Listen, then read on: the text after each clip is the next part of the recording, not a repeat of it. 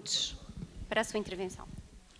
Boa noite, Sra. Presidente de Exercício. É um prazer vê-la. Boa noite aos senhores deputados. Boa noite ao Sr. Presidente da Câmara e os respectivos vereadores.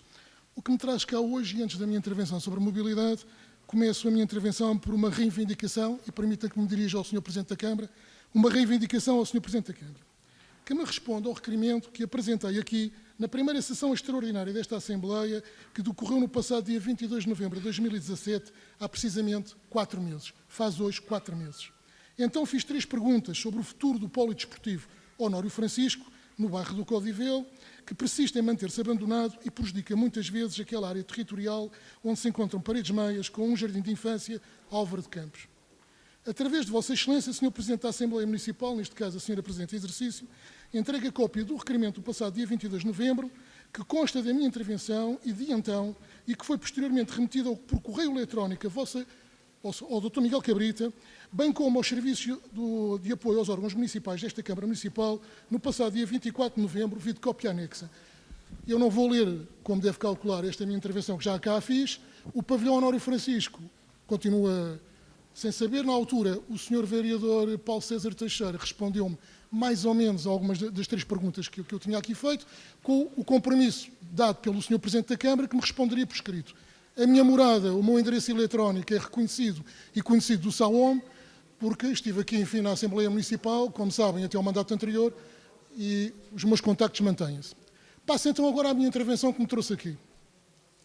Concluída a minha primeira intervenção, suscito de novo a Vossa Excelência, Sra. Presidente da Assembleia Municipal de Odivelas em exercício, que me permita que me dirija de novo ao Sr. Presidente da Câmara Municipal. Desta vez, para comentar a reorganização anunciada da linha verde do metropolitano.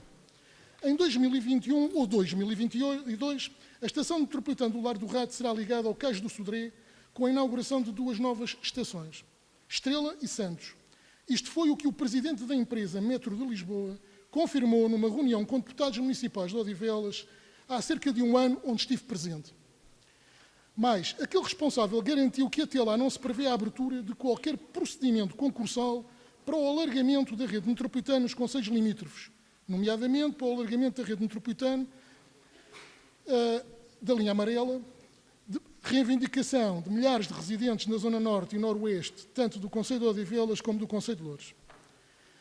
Mas não explicou a decisão agora conhecida em fechar a linha verde e funcionar, ou seja, a funcionar em círculo dentro dos limites da cidade, confinando a linha amarela ao trajeto Odivelas-Telheiras, com novas ligações às outras linhas no Campo Grande.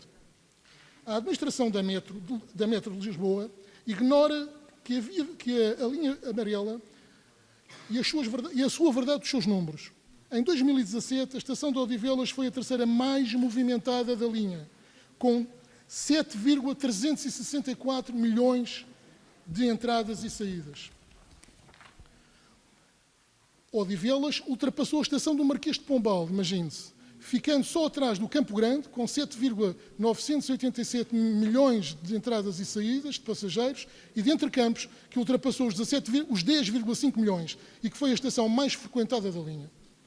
Enquanto cidadão e utente, por vezes, do metropolitano de Lisboa, cabe-me suscitar ao Sr. Presidente da Câmara Municipal de Odivelas que saia da sua zona de conforto, do seu gabinete, do seu automóvel municipal, faça o percurso Odivelas ao Marquês de metro, para imaginar o que os milhões de passageiros, estes que eu há bocado referi, que hoje seguem daqui para o centro da cidade, sofrerão em breve quando tiverem de fazer o transbordo para da linha verde.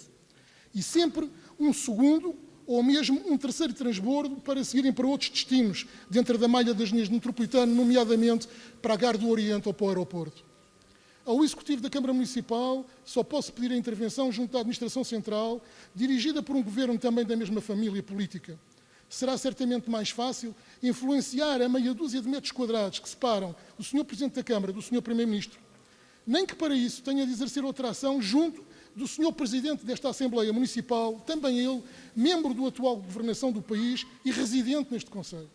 E termino com a pergunta: qual é a posição do Sr. Presidente da Câmara Municipal de Odivelas sobre este assunto e que diligências nos promete fazer a curto prazo? Pode-me responder por escrito, se não me quiser fazer hoje. Quero também, para concluir, chamar a atenção que nesta mesma reunião, e alguns dos senhores deputados estavam comigo, estão aqui hoje, Ouvimos falar, como já tínhamos ouvido falar anteriormente, do plano Junquet. Um plano ambicioso que vai dar à cidade de Lisboa qualquer coisa como 2 bilhões de euros, 2 mil milhões de euros. E que tem como base, porque está lá escrito, podem consultar, tem como base o alargamento da própria cidade. Situação que já começou, como todos sabem, com a parte da freguesia de Moscavide, aquela que confinava no Parque Expo. Ora, e esses 2 bilhões, e entre esses 2 bilhões está lá o investimento para a rede ferroviária, que é 100%, portanto 100% a custo zero, e para a rede metropolitana. Agora, as perspectivas deste alargamento, ou deste fecho de uma das linhas, com a criação destas novas 2 estações, perspectivam a utilização de mais 3,5 a 4,2 milhões de passageiros. E eu pergunto aos senhores deputados e também ao senhor Presidente da Câmara, a todos deixem as vossas consciências, o que é mais importante, se são esses tais 3, eventualmente novos 3 milhões de utilizadores, ou se na verdade são aqueles utilizadores que fazem a linha amarela, que são quase 8 milhões. Deverá terminar, muito obrigado por favor. pela sua... Muito obrigado. Obrigada. Muito obrigada.